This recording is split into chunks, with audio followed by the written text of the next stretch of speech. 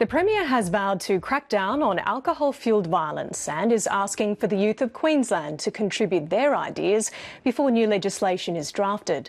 But he says clubs shouldn't have to close their doors early because of a reckless few. While most of last night's partygoers slept in, the Premier was up early to launch a statewide debate about how to deal with drunken rebels. We are at a crossroads, and there are two ways that we can go.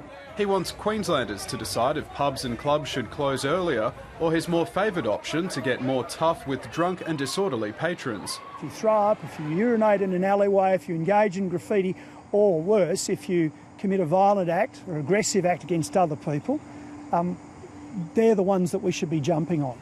The Attorney-General's office has received about 300 submissions on possible changes to liquor licensing since last month, suggesting to give more power to police and venue owners. It's too simplistic to say that one thing will solve this. The price of alcohol needs to change.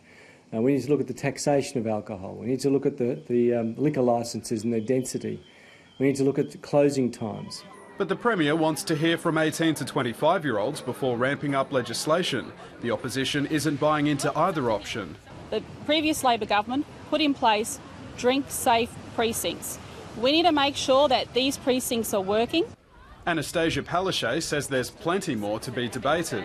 She's called for an all-out town hall showdown with the Premier in Redcliffe ahead of next month's by-election. If he's not afraid, come to Redcliffe, debate me and the candidates, and let's discuss the local issues. Some locals say they'd like to see that. At least the issues will be brought out into the open. It's a really excellent idea and we should be more involved. Well, would it be a real debate or just, preset questions? The Premier says he's happy to have a debate in Parliament when it resumes next month, but the opposition says leaving it a week before the by-election is a waste.